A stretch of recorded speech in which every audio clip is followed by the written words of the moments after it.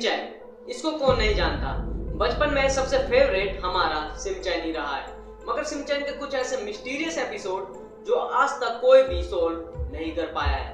तो इस वीडियो में बने रहे। मैं आपको आज कुछ ऐसे मिस्टीरियस एपिसोड दिखाऊंगा जो सोचने पे आपको मजबूर कर देंगे कि ऐसा कैसे हो सकता है। तो वीडियो में बने रहे। तो चलिए स्टार्ट करते हैं। वीडियो की शुरुआत में सिंचैन और उसके क्लासमेट स्कूल के अंदर सो रहे होते हैं।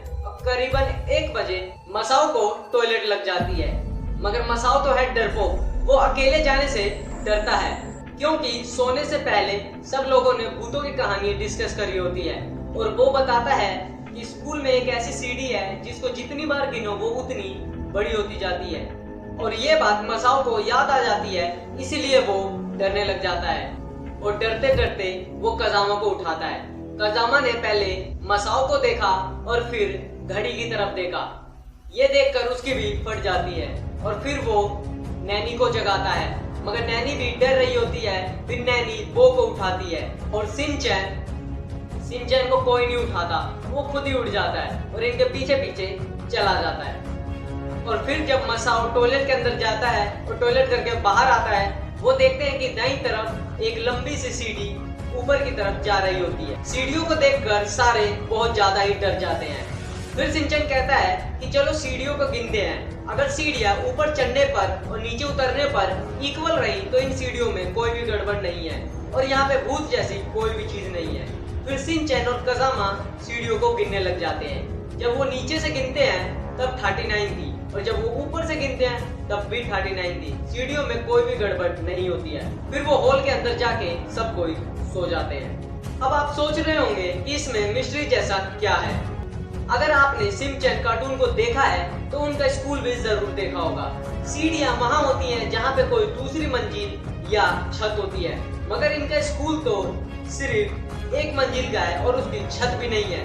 तो बिना छत के वहां पे सीढ़ियां कहां से आ गई। और ये मैं नहीं, खुद उनकी टीचर मासुजागा मैम कह रही है। फिर ये बात सुनकर सिंचैन दौड़े दौड़े उसी जगह जाता है जहाँ पर टॉयलेट के साइड में उसने सीढ़ियों को काउंट करा था। मगर वहाँ जाते ही वो देखता है कि वहाँ कोई सीढ़ियाँ है ही नहीं, बल्कि वहाँ तो एक सिंपल एक दीवार है। फिर उसके पीछे पीछे उसके दोस्त भी आ जाते हैं और ये मिस्ट्री आज तक कोई भी सोल्व नहीं कर पाया। अगर आपने अभी तक वीडियो को लाइक नहीं करा तो लाइक कर दीजिए और सब्सक्राइब नहीं करे तो सब्सक्राइब कर दे। मैं ऐसे ही मिस्टीरियस वीडियो लाता रहता हूँ। तो चलिए आगे बढ़ते हैं। इस वीडियो की सबसे बिगेस्ट मिस्ट्री जो पूरे इंटरनेट पर कोई भी सोल्व नहीं कर पाया है, तो मैं आपके ऊपर छोड़ता हूँ कि इसमें क्या हो रहा है। आप कमेंट करके बताएं कि यहाँ पर क्या हो सकता है। तो चलिए जानते हैं। जब सिंचैन किसी काम से अपने बगल वाली आंटी के घर जाता है और गेट खटखटाता है तो वो सुनता है कि उसके अंदर वो आंटी अपने हस्बैंड से कुछ बात कर रही होती है। फिर आंटी आकर गेट को खोल देती है और सिंचैन के हाथ में जो डॉक्यूमेंट होता है उस पर साइन कर देती है। फिर सिंचैन घर के अंदर झांकने लगता है, मगर आंटी थोड़ी घबराते हुए उसको वहीं से भगा देती है। कहती है कि हो गया, तुम जाओ। सिंचैन घर आके अपने मोम डैड को बताता है कि शायद आंटी के हस्बैंड घर पे आए हुए हैं और इस बार आंटी ने मुझे कुछ खाने को भी नहीं पूछा, घर के बाहर से ही बाहर भगा दिया। तो क्यों ना हम आंटी के हस्बैंड से मिले।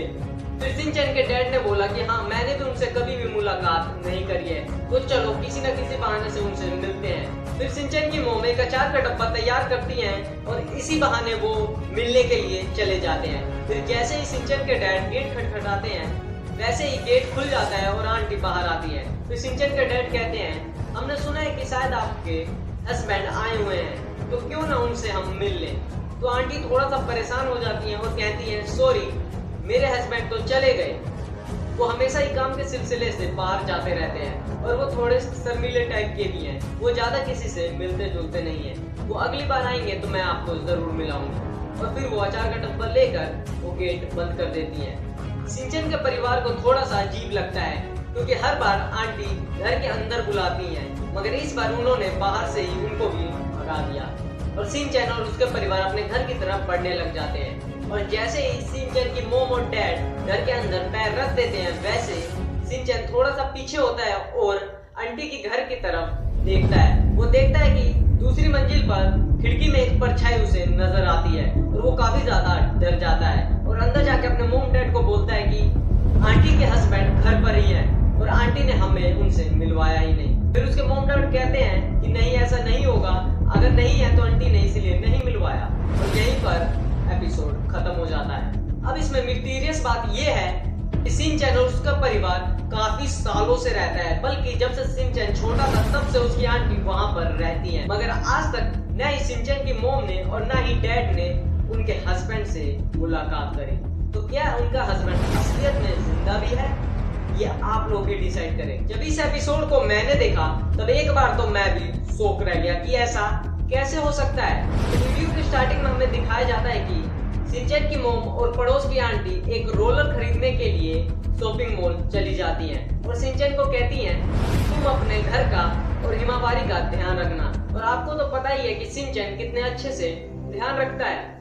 वो एक्शन कामिंग का सूट पहनकर पूरे घर में इधर से उधर कूद रहा होता है। फिर अचानक से उसे कुछ अजीब सी आवाज आती है। फिर वो जैसे ही आवाज की तरफ बढ़ता है वो देखता है कि एक रूम से आवाज आ रही है, और रूम में जाते ही वो देखता है उसकी छोटी बहन हिमावारी वहां पर बैठी हुई है और वो अलमारी की तरफ अपना हाथ दिखा रही है। ये वही अलमारी है जहाँ से हमेशा कुछ न कुछ गिरता रहता है। फिर शिनचैन जैसे ही अलमारी को खोलता है बहुत सारे बॉक्सेस उसके ऊपर गिर जाते हैं।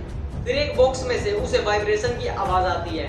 फिर वो उसके अंदर हाथ डालता है और उसमें से एक मोबाइल निकाल लेता है। जैसे ही बटन दबाता है उसमें से एक लड़की की आवाज आती है, सॉरी मैंने गलती से फोन लगा दिया, और फिर वो फोन कट जाता है। फिर थोड़ी देर बाद शिनचैन की मोम यानी मिस्टी घर पे आ जाती है। फिर शिनचैन कहता है कि इस मोबाइल पर किसी का फोन आया था। फिर मिस्टी कहती है ये मोबाइल तो खराब है और इसके अंदर तो बैटरी भी नहीं है। और ये सुनकर शिनचैन बहुत ज्यादा डर जाता है और अचानक से फिर उस पर कॉल आती है और कट हो जाती है, और ये देखकर मिस्टी भी बहुत ज्यादा डर जाती है। ये एपिसोड इतने ज्यादा डार्क था कि एक बार सोचने पर मजबूर कर देता है, जिस मोबाइल में बैटरी नहीं है और वो मोबाइल खराब भी है उसमें फोन कैसे आ सकता है।